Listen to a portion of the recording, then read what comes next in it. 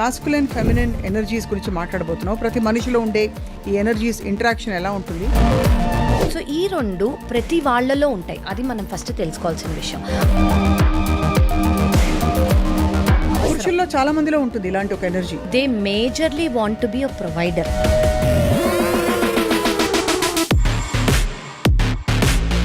అది చెయ్యలేకపోవటమే కాకుండా the higher you go, the feminine energy chala intuitive. Correct. And Very it actually leads. Already they know that path is already protected intuitively by them.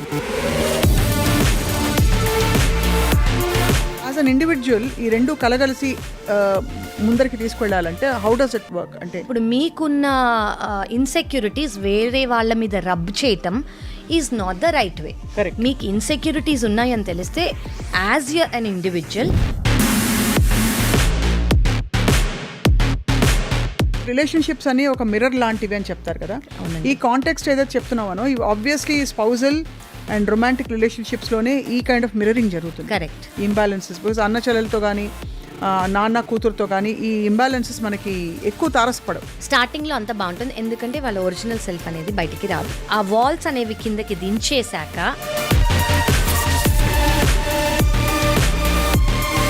రిపీటెడ్గా దెబ్బలు తిని ఉన్న ఫీమేల్కి ఆ energy ఎప్పుడు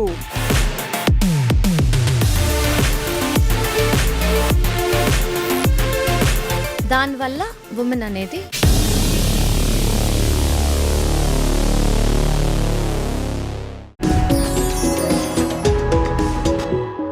welcome to the next episode సీక్రెట్తో స్నేహం. ఇవాళ ఒక చాలా ఇంట్రెస్టింగ్ ఫ్యాసెట్ గురించి మాట్లాడబోతున్నాం. మనకి స్త్రీ పురుష తత్వాలు అన్నీ కూడా అందరిలో ఉంటాయి. అండ్ దానికి పరాకాష్ఠ ఏంటంటే అర్ధనారీశ్వర తత్వం, అంటే పురుషుడు ప్రకృతి ఒకటే అని నిరూపించడానికి ఎన్నో కథలు కథనాలు పురాణాలు చదువుకున్నాం. సో ఇవాళ మనం మాస్కులైన్ ఫెమినిన్ ఎనర్జీస్ గురించి మాట్లాడబోతున్నాం. ప్రతి మనిషిలో ఉండే ఈ ఎనర్జీస్ ఇంటరాక్షన్ ఎలా ఉంటుంది, అలాగే let's learn more about how to balance these energies. Dr. Kavya, Pramukha hepatologist and spiritual speaker, is back with us. నమస్కారం Kavya, అండి. నమస్కారం. ఎస్. సో ఇది అందరికీ ప్రాబబ్లీ వాళ్ళ ఓన్ లాంగ్వేజెస్లో తెలిసేమో. మాస్క్యులైన్ అండ్ ఫెమినైన్ ఎనర్జీ అని అంటాము, యింగ్ అండ్ యాంగ్ ఎనర్జీ అని అంటాము, శివ శక్తి అని అంటాము, ఆపోజిట్స్ అంటాము in the form of light and dark, లేదా good and bad, in Adam and Eve. Adam and Eve, in every way. అంటే ప్రతిదీ is this masculine and feminine. అది ఫస్ట్ మనం అర్థం చేసుకోవాలి. సో యింగ్ అండ్ యాంగ్, ఈ masculine feminine అనేది బ్యాలెన్స్డ్గా ఉంటే, ఎక్స్ట్రీమ్స్గా లేకుండా ప్రతి సిట్యువేషన్లో, దెన్ లైఫ్ ఈజ్ బ్యాలెన్స్డ్ అని దాని మీనింగ్. సో బేసిక్లీ దీని మీనింగ్ ఏంటంటే, ఫెమినైన్ ఎనర్జీ అంటే ఏంటంటే care giving energy, compassionate energy, passionate energy, nurturing energy, something that is very giving. ఇప్పుడు it's a very very feminine energy. Masculine energy అంటే ఏంటంటే ఒక ప్రొవైడింగ్ ఎనర్జీ, ఒక ప్రొటెక్టింగ్ ఎనర్జీ, ఒక గివింగ్ ఎనర్జీ, అంటే as a form of family caretaker లాగా. So that is like a masculine energy and feminine energy is this. So ఈ రెండు ప్రతి వాళ్ళలో ఉంటాయి, అది మనం ఫస్ట్ తెలుసుకోవాల్సిన విషయం. అందరికీ మాస్క్యులైన్ ఎనర్జీ ఉంటుంది, అందరికీ ఫెమినైన్ ఎనర్జీ ఉంటుంది. ఫర్ ఎగ్జాంపుల్, నేను అర్థం కాదని చెప్తున్నాను ఇది. ఎవరికైనా ఒక అమ్మాయి అనేది సడన్గా మిడ్ నైట్ ఒక 12-1 కార్ ఆగిపోయింది, ఫోన్ పనిచేయట్లేదు. సో తను she went to knock the door. Okay, ఒక అతను డోర్ ఓపెన్ చేసి hey what, no I want help you అని డోర్ క్లోజ్ చేసేసారు అనుకోండి. నెక్స్ట్ డోర్కి వెళ్ళింది, అక్కడ ఒక ఆవిడ ప్లీజ్ కమ్ ఇన్, నేను మీకు ఫుడ్ పెట్టనా, ఇంత లేట్ ఒక్కదానే ఉన్నావు ఏంటమ్మా అది. సో ఇది 2 ఎక్స్ట్రీమ్స్ ఆఫ్ ఒక యాంగ్ ఎనర్జీ, అంటే ఒక మాస్క్యులైన్ ఎనర్జీ, ఒక ఫెమినైన్ ఎనర్జీ. ఈ రెండు రాంగే. ఎందుకు రాంగ్ అని చెప్తాను. ఇప్పుడు ఇంత ఫెమినైన్గా ఉన్నా, అంత నర్చింగ్గా నైట్ 2ంటికి అన్నం పెడతానంటే అది ఎందుకు రాంగ్ అంటే, అసలు వచ్చింది ఎవరో తెలియదు అన్నప్పుడు మీరు అంత ఇదిగా ఉన్నారనుకోండి, దానివల్ల హామ్ అయ్యే ఛాన్సెస్ ఉన్నాయి. Beautiful example. అవును, బ్యాలెన్స్ అనేది ఉండాలి అక్కడ, అంత ఎక్స్ట్రీమ్లో ఉండకూడదు. అదే మాస్క్యులైన్ ఎనర్జీ మనం ఎక్స్ట్రీమ్గా ఇండిఫరెంట్గా ఉన్నప్పుడు, అంత ఇండిఫరెంట్గా ఉన్నప్పుడు, గాడ్ అనేది పైకి ఉన్నప్పుడు మీకు సెన్సిటివిటీస్ అనేవి రీచ్ అవ్వవు. కరెక్ట్. సెన్సిటివిటీస్ అనేవి రీచ్ అవ్వనప్పుడు ఫస్ట్ చేసిన తప్పేంటి, ఒక అమ్మాయి అర్ధరాత్రి వచ్చినప్పుడు మీరు హెల్ప్ చేయలేకపోయారు. సెకండ్ చేసింది ఏంటి, హెల్ప్ చేయలేకపోదా మీరు డోర్ కొట్టేసి ఆమెకి వేరే అంటే అసలు లైఫ్ మీదే భయం వచ్చేలా చేశారు. సో అలాంటివి ప్రతి సిచ్యువేషన్లో జరుగుతాయి. సో అక్కడ ఫస్ట్ సిచ్యువేషన్లో అక్కడ మాస్కులిన్ డామినేట్ చేసి నర్చరింగ్ ఎనర్జీస్ బాగా తగ్గిపోయి ఇంబ్యాలెన్స్ ఉంది. కరెక్ట్. రెండో సిచ్యువేషన్లో నర్చరింగ్ ఎనర్జీ బాగా వచ్చి ప్రొటెక్టివ్ ఎనర్జీ అనే మాస్కులిన్ ఎనర్జీ పాజిటివ్గా ఏదైతే చెప్తామో అది లేకపోవడం వల్ల you may invite trouble. So ఈ రెండిట్లో ఎందుకు రాంగ్, ఇంకోటి అంటే బేసిక్లీ యాక్షన్ అవ్వలేదు, ఆమెకి ఏం కావాలో అది జరగలేదు. ఆ టైంలో తన కార్ని ఎలా బాగు చేయాలి, ఆ టైంలో తనకి ఫోన్ కనెక్ట్, అవన్నీ రెండు చోట్ల జరగలేదు. But what we have to అంటే ఇక్కడ అబ్జర్వ్ చేయాల్సింది ఏంటంటే ఏ ఎనర్జీ ఆపరేట్ చేసింది, ఏ ఎనర్జీ ఆపరేట్ చేసినందుకు ఎలాంటి బిహేవియర్ వచ్చింది. సో దానివల్ల మన లైఫ్, మనతో పాటు ఉన్న వాళ్ళ లైఫ్ కంప్లీట్గా గవర్న్ అవుతూ ఉంటుంది. ఇది మనం అర్థం చేసుకోవాల్సింది. సో ఇది ఇన్ ఎవ్రీ సిచ్యువేషన్. సో ఇలా ఎక్స్ట్రీమ్స్గా లేకుండా మనం మిడిల్ పాయింట్లో ఉన్నాం అనుకోండి, డోర్ ఓపెన్ చేసి కాషియస్గా ఎవరు అని ఓకే జెన్యున్గా ఒక మనిషి నిజంగానే ఫోన్ ఆఫ్ అయిపోయి కార్ పాడైంది అని ప్రొటెక్టివ్గా తెలుసుకుంటూ ప్రొవైడర్ లాగా మాస్క్యులైన్ లాగా నేను నీకేమైనా చేయగలనా అని అడిగి ఆ టైంలో వచ్చారు కాబట్టి మీకేమైనా కావాలని అడిగామనుకోండి, దట్ ఈస్ రెండు బ్యాలెన్స్ చేసి అండ్ రెండు అవసరం ఆ టైం ఈక్వలీ అవసరం, ఆ సిచ్యువేషన్కి ఆ రెండు ఖచ్చితంగా అవసరం. అండ్ దాదాపు ప్రతి సిచ్యువేషన్కి రెండు అవసరం కదా. ప్రతి ఒక్క సిచ్యువేషన్ మన లైఫ్లో రెండు అవసరమైనవే అవుతాయి. సో మనలోనే ఆ మాస్క్యులైన్ ఎనర్జీ ఉంటుంది, మనలోనే ఆ ఫెమినైన్ ఎనర్జీ ఉంటుంది. ఏది ఆ సిచ్యువేషన్కి అవసరమో మనం అది చేస్తాం. జనరలీ ఎక్కడ ఇంబ్యాలెన్స్ వస్తుంది అంటే ఒక ఫెమినైన్ ఎనర్జీ అనేది మాస్క్యులైన్కి ఎక్కువ చేయాల్సి వచ్చింది అనుకోండి, లేదా ఒక మాస్క్యులైన్ ఎనర్జీ ఫెమినైన్గా ఎక్కువ చేయాల్సి వచ్చింది అనుకోండి, ఆ మిస్ మ్యాచ్ అయ్యి ఆ డిస్బ్యాలెన్స్ అయ్యి రిలేషన్షిప్స్లో కానివ్వండి, వర్క్ స్పేస్లో కానివ్వండి, ఎక్కడైనా ఇట్ ఈస్ కాజింగ్ డిస్హార్మనీ అనమాట. డిస్హార్మనీ అక్కడ నుంచి చాలా ఇంకా lot of toxic energies build up inside because there is no అంటే ఇప్పుడు నేను కావాలి అనుకున్నప్పుడు దొరకనప్పుడు things start piling on.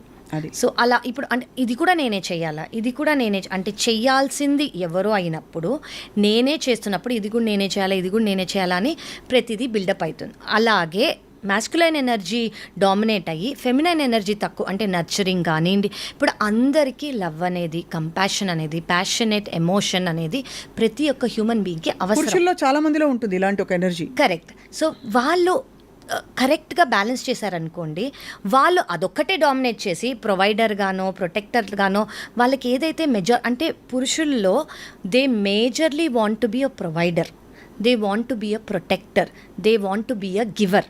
Okay, అది చెయ్యలేకపోవటమే కాకుండా వాళ్ళు ఫెమినైన్గా కూడా బిహేవ్ చేయాల్సి వచ్చింది అనుకోండి. అంటే ఫెమినైన్ అంటే రిసీవింగ్ ఎండ్ లో ఉండడం, ఎక్కువ నర్చరింగ్గా ఉండడం, అంటే వాళ్ళ మాస్కులైన్ డామినెంట్లో వాళ్ళు లేనట్టు అంటే వాళ్ళ పర్సనాలిటీ వాళ్ళు కరెక్ట్ యాంగిల్లో అలైన్మెంట్లో లేనట్టు.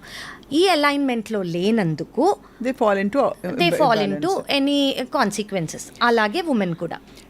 ఇప్పుడు మీరు వరల్డ్లీ టర్మ్స్లో చెప్పారు నర్చరింగ్, కంపాషన్, అమ్మాయి రావడం అనే ఎగ్జాంపుల్తో. But the higher expressions of the same energies, ఉదాహరణకి the higher you go the feminine energy చాలా intuitive. Correct. And it actually leads your అంటే పాత్ బేసిక్లీ ముందు ఏం జరుగుతుందో ఆల్రెడీ తెలుసు. అంటే కేర్ గివర్ లాగా already they know that path is already protected intuitively by the mother అనుకోవచ్చు, feminine energy అనుకోవచ్చు, whatever in your term. Correct, very true. So అలాగా masculine energy and feminine energy balance చేసుకునే క్రమంలో రిలేషన్షిప్స్లో మీరు చెప్పారు అంటే imbalance. But as an individual ఈ రెండు కలగలిసి ముందరికి తీసుకెళ్ళాలంటే హౌ డస్ ఇట్ వర్క్? అంటే ఇప్పుడు రెండు అనేవి ఇద్దరికీ ఉంటాయండి. మనం ఫెమినైన్ ఎనర్జీ కూడా ఉంటుంది, మాస్కులైన్ ఎనర్జీ కూడా ఉంటుంది. ఇప్పుడు ఉమెన్ ఫెమినైన్ ఎనర్జీగా గివర్ లాగానే ఉండాలి అంటే షీ షుడ్ ఈ స్పేస్లో తను కరెక్ట్గా ఉండగలగాలంటే తనకు ఆ కరెక్ట్ పార్ట్నర్ రావాలి. కరెక్ట్ పార్ట్నర్ అంటే తను ఎలా ఉంటుందో అదే స్పేస్లో తను సేఫ్గా తనలాగే ఉండగలిగే స్పేస్ ఈ మాస్కులైన్ ఎనర్జీ ప్రొవైడ్ చేయగలగాలి. రైట్. అలాగే ఒక మాస్కులైన్ ఎనర్జీ వచ్చినప్పుడు ఈ ఉమెన్ ఎవరైతే ఉంటారో వాళ్ళని మాస్క్యులైన్గా ఉండనిచ్చి వాళ్ళ మాస్క్యులైన్ ఎనర్జీని ప్రొటెక్ట్ చేయగలగాలి.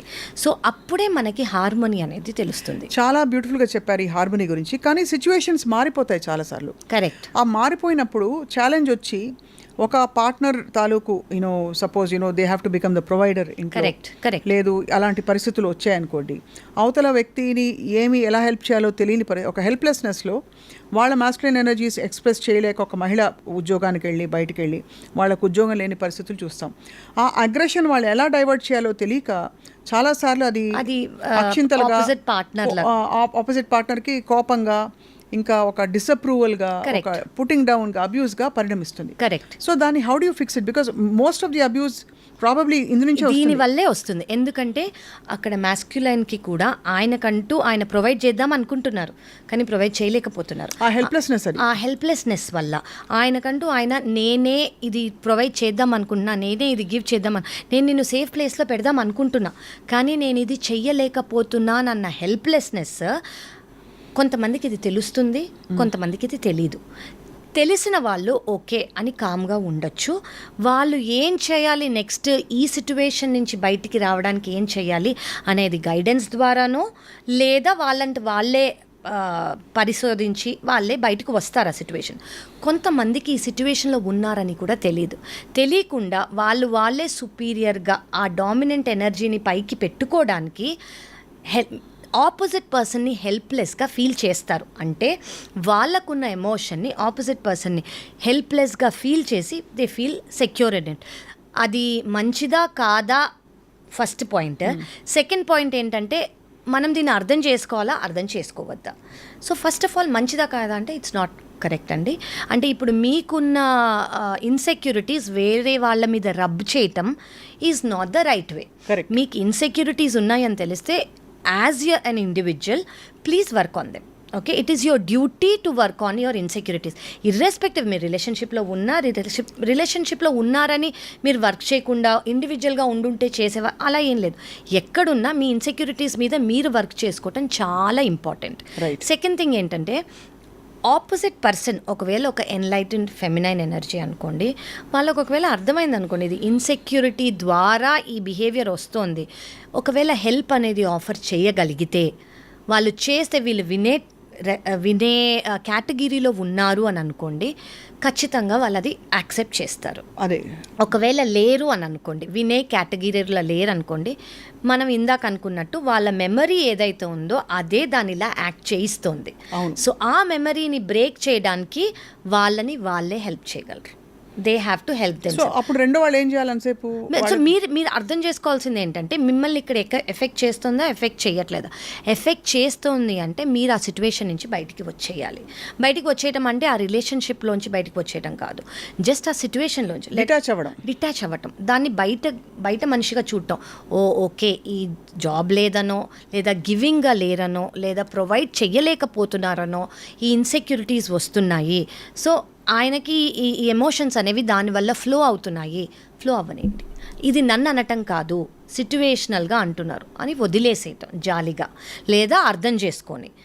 లేదు మీ ఇన్పుట్స్ ఆపోజిట్ ఫెమినైన్ ఇన్పుట్స్ తీసుకున్నారనుకోండి, వాళ్ళని హెల్ప్ చేసుకోగలిగితే ఖచ్చితంగా వాళ్ళ సిట్యువేషన్ నుంచి బయటికి రాగలరు. So suppose same thing opposite side చూద్దాం. మహిళలు చాలామంది రిలేషన్షిప్స్ కాంటెక్స్లో ఎస్పెషలీ వాళ్ళ own feminine is not validated enough. Correct. అంటే వాళ్ళు అంత ఫీల్ అవ్వాల్సినంత సహజ స్వభావంలో వాళ్ళు ఉండకపోవడం, పరిస్థితుల కారణం, బాధ్యతలు కావచ్చు, ఇంకోటి కావచ్చు, లేదా nature of their world and society and profession కావచ్చు. అలాంటి పరిస్థితుల్లో how do they balance of and ఒక పక్కనుండే పురుషుడినో భర్తనో ఎక్కువ పొసెసివ్గా లేకుండా ఉండి చేయడానికి ఏం చేయొచ్చు అంటారు? సో ఫస్ట్ ఇది ఐడియల్ సినారియో ఏంటి అంటే వీళ్ళు సేఫ్ ప్లేస్లో ఫీల్ అవ్వగలగాలి. ఫెమినైన్ ఎనర్జీలో ఫీమేల్ అనేది ఫీల్ అవ్వగలిగితే, మాస్క్యులైన్ ఎనర్జీలో సేఫ్ అనేది మాస్క్యులైన్ ఫీల్ అవ్వగలిగితే, వాళ్ళలో వాళ్ళకి నో ఫస్ట్ వాళ్ళలో వాళ్ళకి. సెకండ్, మీరు ఏ పార్ట్నర్, ఇంకోటి కూడా తెలుసుకోవాలండి, wounded person will get a wounded partner. Okay, so ఇప్పుడు వూండెడ్ పర్సన్ అంటే ఏంటి అంటే ఎవరికన్నా పాస్ట్లో ఉన్న ట్రామాని కానివ్వండి, ఏదన్నా వాళ్ళకైనది రిపీటెడ్ ప్యాటర్న్స్లో అవుతుంది, వాళ్ళు అదే అట్రాక్ట్ చేస్తారు, ఎందుకంటే వాళ్ళు అదే బ్యాగేజ్తో వస్తారు కాబట్టి. సో ఫస్ట్ వాళ్ళని వాళ్ళు హీల్ చేసుకోగలిగితే ఈ ఆపోజిట్ పర్సన్ కూడా హీల్డ్ పర్సనే వస్తారు. ఓకే, అది ఫస్ట్. సెకండ్ థింగ్, ఓకే వాళ్ళు ఇందులో ఉన్నారు, ఇప్పుడు ఇందులో ఉన్నప్పుడు మనం ఏం చేయాలి, దీనిలో మనం నేర్చుకోవాల్సింది ఏంటి, దీనిలోంచి మనం ఎఫెక్ట్ అవ్వకుండా ఉండాల్సింది ఏంటి. నేర్చుకోవాల్సింది ఏంటంటే ఇది మీకు ఒక పర్పస్ కోసం అయ్యింది. ఆ పర్పస్ ఏంటి, మీరు ఏం నేర్చుకోవాలి అందులో, మీరు ఆ సిచ్యువేషన్లో మీకు ఫస్ట్ రిపీటెడ్గా అవుతుందంటే ఎందుకు అవుతుంది, మీలో మీరు ఏం చేస్తున్నారు అది మళ్ళీ మళ్ళీ మళ్ళీ మళ్ళీ అవ్వడానికి. ఇది మీలో, వాళ్ళలో కాదు. ఆ మీలో మీరు ఏం చేస్తున్నారు అది నో అని మీరు బౌండరీస్ డ్రా చేయలేకపోతున్నారా, లేదా మీకు ఇన్సెక్యూరిటీ ఉంది, మీరు ఇన్ఫీరియర్గా ఫీల్ అయ్యి అది వాళ్ళ మీద రబ్ చేస్తున్నారా, లేదా మీ పాస్ట్ బ్యాగేజ్ వల్ల మీరు ఒక కైండ్ ఆఫ్ ఇన్ఫ్లుయెన్స్, ఒక బిహేవియర్ వల్ల మీకు ఆ ఇన్ఫ్లుయెన్స్ ఉండి అది వాళ్ళని చూస్తున్నారా, అదే వాళ్ళు అని అనుకుంటున్నారా, మీ ప్యాటర్న్ ఏంటి, అది మీలో ఎందుకు ఇది రిపీట్ అవుతుందని ఫస్ట్ మిమ్మల్ని మీరు చూసుకోవాలి. మిమ్మల్ని మీరు చూసుకున్నాక మీకంటూ ఆ అవేర్నెస్ అనేది వచ్చిందనుకోండి, ఫస్ట్ ఆ ప్యాటర్న్ని రిపీట్ అవ్వకుండా, చాలా కష్టం ఇది, మనకి తెలిసింది మనం కంఫర్టబుల్ అయినది చెయ్యకపోవటం, మనం వేరే రియాక్షన్ ఇవ్వటం, మనకి చాలా అలవాటైపోయిన సరౌండింగ్స్లో ఉండకూడదు అని డిసైడ్ అవ్వటం చాలా డిఫికల్ట్ డెసిషన్. కానీ మనకి ప్యాటర్న్స్ అనేవి రిపీట్ అవుతున్నప్పుడు మనం చేయాల్సింది అదొక్కటే, అది మనం తెలుసుకోవాలి. సో ఈ సిచ్యువేషన్ మనకి అదే టీచ్ చేస్తుంది. సో మనం టీచ్ చేయకుండా ఇఫ్ యూర్ రన్నింగ్ అవే, ఆ ప్రాబ్లం నుంచి మనం పరిగెత్తుకుంటూ వెళ్ళిపోతున్నాం అనుకోండి, ఇంకొక సిచ్యువేషన్లో టీచ్ చేయడానికి ట్రై చేస్తాం. అంటే బేసికలీ మీరు అనేది బయట పరిష్కారాలు వెతికి ఇదేదో సరిగ్గా లేదని చెప్పి మనం పారిపోతున్న కొద్దీ ఆ సమస్య మన లోపల ఉంది, అది ఎప్పటికో అప్పుడు సాల్వ్ చేసుకునే సంకల్పంతోనే మనం ముందు బయలుదేరాం కాబట్టి అది ఎక్కడికొక్కడ మళ్ళీ తారసపడుతుంటారు. 100% అండి. ఇక్కడ కాకపోతే ఇంకో 2 ఏళ్ళ తర్వాత, ఆ 2 ఏళ్ళు కాకపోతే మనం లెసన్ అంటూ లెర్న్ చేసుకోలేదనుకోండి, ఇంకొక ఫామ్లో, ఇంకొక మనిషి రూపంగానో, ఇంకొక ఇన్సిడెంట్ రూపంగానో మీకు అది లెసన్ టీచ్ చేయడానికి ట్రై చేస్తూనే ఉంటుంది. ఇప్పుడు మనం అనుకున్నట్టు ఒక కర్మ, ఒక యాక్షన్ అనేది మనం డిఫరెంట్గా రియాక్ట్ అయితేనే మనం ఆ కర్మ నుంచి విముక్తులం అవుతాం. అది మీ చేతిలో ఉంది. మీరు ఎంత అంటే దానికి చాలా సంకల్పం అవసరం అండి, మీరు అన్నట్టు దానికి చాలా ధైర్యం అవసరం. ఈ 2 ఓకే నా మంచి కోసమే నేను ఇది చేస్తున్నాను అని మీరు అనుకోగలిగితే ఖచ్చితంగా మీరు అది చేయగలరు. మీరు అది చేస్తే ఆటోమేటిక్గా చాలా ఎవెన్యూస్ ఇలా ఓపెన్ అయిపోతూ ఉంటాయి. మీకు ముందు కూడా ఇందులో చేశాను కదా, అలా మీకు అట్లీస్ట్ ఒక 10 కనిపించేస్తాయి. మీకు ఒక్కసారి చేశారు కాబట్టి ధైర్యం అనేది ఆటోమేటిక్గా వస్తుంది. మీరు సెకండ్ది కూడా చేయగలరు, థర్డ్ది కూడా అలా ఆటోమేటిక్గా మీరు చాలా బ్లాక్స్ అనేవి మీలో మీరే హీల్ చేసుకోగలరు. బై జస్ట్ బీయింగ్ అవేర్ ఒకటి, అండర్స్టాండింగ్ ఒకటి, ఆ విజ్డమ్ అనేది ఈ ప్రాబ్లం దీనివల్ల వచ్చింది అన్న విజ్డమ్ ఒకటి, థర్డ్ ఆ ధైర్యమైన స్టెప్.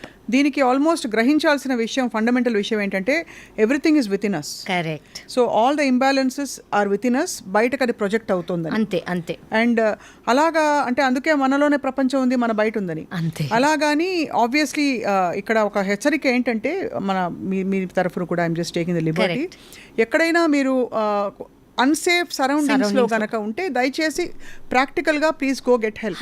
ఇప్పుడు 100 అంటే అన్సేఫ్ గురించి అసలు మనం మాట్లాడట్లేదండి. మీ గురించి మీరు ఏదన్నా ప్యాటర్న్స్ రిపీట్ అవుతున్నాయి అంటే మీరు ఎలాంటి స్టెప్స్ తీసుకోవాలి. కానీ మీరున్న సిచ్యువేషన్స్ కానివ్వండి, మీరున్న రిలేషన్షిప్స్ కానివ్వండి, మీరున్న ఇన్సిడెంట్స్ కానివ్వండి, దే ఆర్ అబ్యూజివ్ అనుకోండి, దే ఆర్ ఎక్స్ట్రీమ్లీ అన్సేఫ్ అనుకోండి, they are not good for you అంటే అది టాక్సిక్ అని మనకు అర్థమైపోతుంది. Please walk away from that. And also and in fact ఆ యాక్షన్ తీసుకునే చర్య కూడా it comes from the masculine within us. Correct, exactly. మన లోపల ఉండే మన ప్రొటెక్టివ్ ఇన్స్టింక్ట్ ఏదో చెప్తుంది. కరెక్ట్. దాన్ని మనం నర్చర్ చేసి అది సరైన ప్లేస్ లో ఉంటే అది కరెక్ట్ గా ప్రొటెక్ట్ చేసి గైడ్ కూడా చేస్తుంది. అండ్ ఇది బోత్ లోపల ఉండే మన మాస్క్యులైన్, మన ఫెమినైన్ కూడా చాలా they will work in tandem. Correct అండి, ఎగ్జాక్ట్లీ. సో ఇప్పుడు రిలేషన్షిప్స్ అని ఒక మిర్రర్ లాంటివి అని చెప్తారు కదా, ఈ కాంటెక్స్ట్ ఏదైతే చెప్తున్నామనో ఇవి ఆబ్వియస్లీ స్పౌజల్ అండ్ రొమాంటిక్ రిలేషన్షిప్స్లోనే ఈ కైండ్ ఆఫ్ మిర్రరింగ్ జరుగుతుంది. కరెక్ట్. ఇంబ్యాలెన్సెస్ బికాస్ అన్న చెల్లెలతో కానీ నాన్న కూతురుతో కానీ ఈ ఇంబ్యాలెన్సెస్ మనకి ఎక్కువ తారసపడవు. Is that right? Correct. It is ఇంకోటి కూడా అండి, బికాజ్ రొమాంటిక్ రిలేషన్షిప్స్ కానివ్వండి, స్పౌజల్ రిలేషన్షిప్స్లో ఆ క్లోజ్నెస్ కానివ్వండి, ఇంటిమసీ కానివ్వండి కొంచెం ఎక్కువ. రైట్. ఓకే. మన చైల్డ్హుడ్లో మన పేరెంట్స్, బ్రదర్స్, క్లోజ్ ఫ్రెండ్స్ వాళ్ళతో కూడా రిలేషన్షిప్ చాలా స్ట్రాంగ్గా క్లోజ్గా ఉంటుంది. కానివ్వండి ఇంటిమసీ లెవెల్స్ అనేది రొమాంటిక్ పార్ట్నర్ లేదా స్పౌస్ లేదా ఆపోజిట్ పార్ట్నర్తోనే ఉంటుంది. రెండోది ట్రిగరింగ్ అంటూ ఉండదు. అన్నతో కానీ లేకపోతే నాన్నతో కానీ, ఒక మదర్తో కానీ, ఒక బ్రదర్తో కానీ, ఒక వెరీ క్లోజ్ అక్వైంటెన్స్తో, ఫ్రెండ్తో కానీ, బెస్ట్ ఫ్రెండ్తో కానీ ఆ ట్రిగరింగ్ పాయింట్ అనేది ఉండదు. ఇంకోటి దీనికి రీజన్ ఏంటంటే మనం వాళ్ళని వాళ్ళలాగా మనం యాక్సెప్ట్ చేసేసాం. ఇవి ఓన్లీ క్వశ్చన్ చేసేదంతా ఓన్లీ స్పౌజల్ రిలేషన్షిప్లో మనం వాళ్ళని ఆల్రెడీ ఒక 10 ఏళ్ళగానో 20 ఏళ్ళగానో 30 ఏళ్ళగానో వాళ్ళని వాళ్ళలా చూసాం. ఆల్రెడీ మనం ఈ రియాక్షన్కి వాళ్ళకి ఆ రియాక్షన్ వస్తుందని మనకు తెలుసు. అది మీ మదర్ కానివ్వండి, ఫాదర్ కానివ్వండి, బ్రదర్ కానివ్వండి, ఒక బెస్ట్ ఫ్రెండ్, ఒక 20-30 ఇయర్స్గా ఉన్న బెస్ట్ ఫ్రెండ్ కానివ్వండి. ఒక న్యూ రిలేషన్షిప్లో అందుకే ఎక్కువ గొడవలు అవుతాయనో ఏదో అంటారు. ఎందుకు అంటే స్టార్టింగ్లో అంత బాగుంటుంది, ఎందుకంటే వాళ్ళ ఒరిజినల్ సెల్ఫ్ అనేది బయటికి రాదు. ఓకే, ఎవ్రీవన్ అందరూ చాలా హ్యాపీగా ఉందామని ఎవరైనా అనుకుంటారు. కానీ ఆ వాల్స్ అనేవి కిందకి దించేశాక ఎవరిది ఓన్ ప్రొజెక్టరీ వాళ్ళది బయటికి వస్తుంది. ఆ బయటికి వచ్చినప్పుడు మనకి ఆ కొత్త న్యూ బిహేవియర్ అవేర్గా మనం లేము కాబట్టి, మనం ప్రిపేర్డ్గా లేము కాబట్టి, బేసిక్గా మనకు ఆ ప్యాటర్న్ తెలీదు, వాళ్ళు అలా ఉంటారు అన్న మైండ్ మనకి లేదు కాబట్టి మనం ట్రిగర్ అవుతాం. మనం ట్రిగర్ అయినందుకు వాళ్ళ దగ్గర కొత్త రియాక్షన్ అది, మన దగ్గర కొత్త reaction. So this is a spiral. So మీరు ఇందాక అన్నట్టు ఈ రిలేషన్షిప్స్లో కానివ్వండి, ఏదన్నా అలార్మింగ్ రెడ్ ఫ్లాగ్స్ అంటాం మనం, ఈ రెడ్ ఫ్లాగ్స్ ఉంటే ఖచ్చితంగా వాటి నుంచి దూరంగా ఉండాలి. అక్కడ మళ్ళీ మన లోపల ఉండే మాస్కులైన్ అలర్ట్ చేసేసుకోవాలి. ఆటోమేటిక్గా అలర్ట్ అయిపోతుంది. అలర్ట్ పోనీలే అని ఏం ఉండట్లే, ఆ మాత్రం ఉండదా అని సరిపెట్టుకోవడం అనేది అంటే డేంజరస్. మీరు అన్నట్టు సరిపెట్టుకోకూడదు. డేంజర్ అంటే it is just some emotional mismatch అని అనుకోండి. We can try to match. Okay, చెప్పో అర్థం చేయించో ఇన్సిడెంట్స్ ద్వారానో వాళ్ళు ఖచ్చితంగా అర్థం చేసుకునే అవకాశం ఉంది.